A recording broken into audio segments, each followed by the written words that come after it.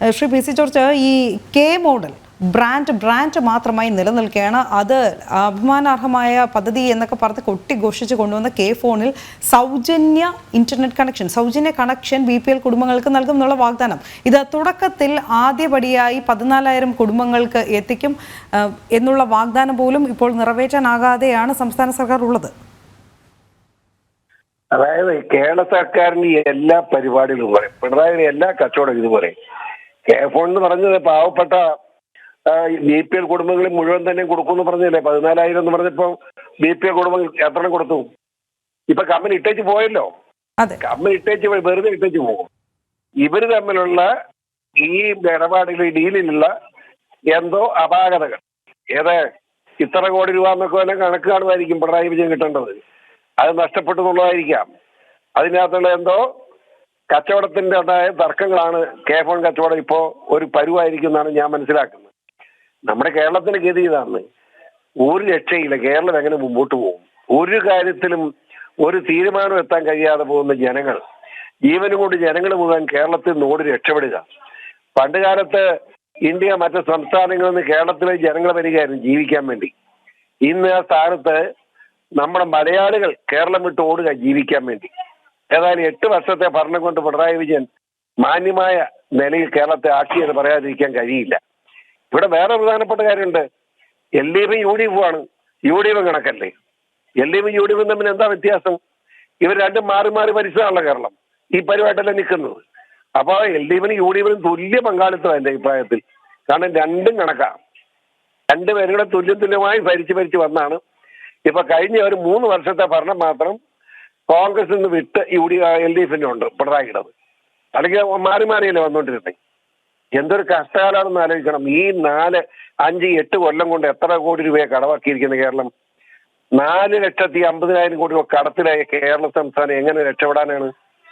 നമ്മുടെ ഇനി ഏക മാർഗം, ഞാൻ പറയുമ്പോൾ ആക്റ്റീവായിട്ട് കൊണ്ടുവെക്കാക്കണ്ട, ഏക മാർഗം ലോകം മുഴുവൻ അംഗീകരിച്ചിരിക്കുന്ന ഇന്ത്യയുടെ പ്രധാനമന്ത്രി മോദിജിയുടെ കാലെ പിടിച്ച് കേരളത്തെ രക്ഷിക്കാൻ അപേക്ഷിക്കുക എന്നുള്ളതല്ലാതെ ഒരു മാർഗവും കേരളത്തിലെ ജനങ്ങൾക്ക് രക്ഷപ്പെടാൻ ഇനിയില്ല എന്ന ഉറച്ച വിശ്വാസത്തിലാണ് ഞാൻ പോകുന്നത്. ശരി, ശ്രീ പി സി ജോർജ്, ഒന്നുകൂടി ഓർമ്മിച്ചുകൊള്ളട്ടെ. കഴിഞ്ഞ വർഷം ഈ പദ്ധതി ഉദ്ഘാടനം കഴിഞ്ഞ ജൂണിലായിരുന്നു. അതിനു മുൻപ് സംസ്ഥാന ബജറ്റിൽ 100 കോടിയായിരുന്നു ഇതിന് നീക്കിയിരിപ്പുണ്ടായിരുന്നത്. ഈ ബജറ്റിൽ കെ ഫോണിനെ കുറിച്ച് ഒരു അക്ഷരം വേണ്ടിയില്ല. ഉദ്ഘാടന കർമ്മമൊക്കെ വലിയ രീതിയിൽ നടത്തുകയുണ്ടായി. അതിൻ്റെ ദൃശ്യങ്ങൾ നമ്മൾ ആവർത്തിച്ച് കാണിക്കുന്നുമുണ്ട്. അതിന് എത്ര രൂപ ചെലവാക്കി എന്നുള്ള കണക്കുകൾ അവിടെ നിൽക്കട്ടെ.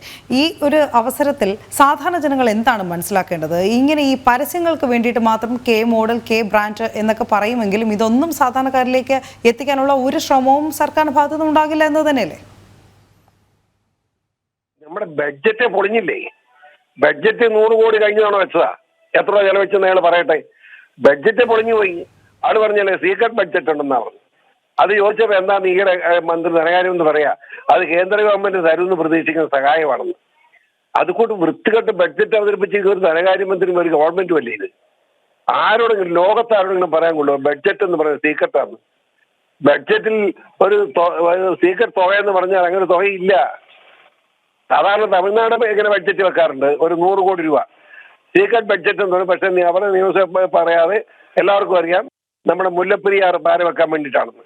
മുല്ലപ്പെരിയാർ പൊളിക്കാതിരിക്കാൻ വേണ്ടി രാഷ്ട്രീയ നേതാക്കന്മാർക്ക് അവർ സംഭാവന ചെയ്യുന്നത് കേരളത്തിലെ നേതാക്കന്മാരുടെ 5 രൂപ മേടിച്ചുകൊണ്ടിരിക്കുകയാണല്ലോ.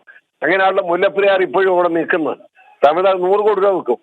അത് കൈക്കൂലി കൊടുക്കാൻ വേണ്ടിയാണ്. കേരളത്തിലെ പല നേതാക്കൾ, ഞാനിത് നിയമസഭ പ്രസംഗിച്ചിട്ടുള്ള അവിടെ ധൈര്യമായിട്ട് നിങ്ങൾ കൊടുത്തൊന്നും ഭയപ്പെടണ്ട. മനസ്സിലായില്ലേ? എന്ത് ചെയ്യാന്? ഇപ്പോ ഈ കെ ഫോൺ മാത്രം ഏതെങ്കിലും പരിപാടി നടക്കുന്ന പറയാം, ഏതെങ്കിലും ഒരെണ്ണം. റേഷൻ സംവിധാനം പോലും തകർന്നില്ലേ? റേഷൻ കൊടുക്കാൻ പറ്റാത്ത സാഹചര്യം ഉണ്ടായില്ലേ? കേന്ദ്ര ഗവൺമെന്റ് കൊടുക്കുന്ന അരി പോലും നേരെ കൊടുക്കാൻ കഴിയാത്ത ഒരു സർക്കാരായി കേരള സർക്കാർ മാറി എന്ന് പറഞ്ഞാൽ ആരോട് പറയാന്? നമ്മുടെ ക്ഷേമ പെൻഷൻ അവിടെ പോയി. ഇപ്പൊ 2 മാസത്തെ കൊടുക്കുന്നു, 1 മാസത്തെ കൊടുത്തു. ഇനിയുണ്ട് 5 മാസത്തെ ക്ഷേമ പെൻഷൻ കിട്ടാറുണ്ട്.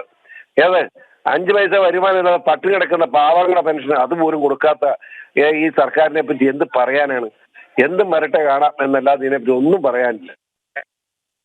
ശരി, വളരെയധികം നന്ദി ശ്രീ പി സി ജോർജ് ഈ അവസരത്തിൽ പ്രതികരിച്ചു.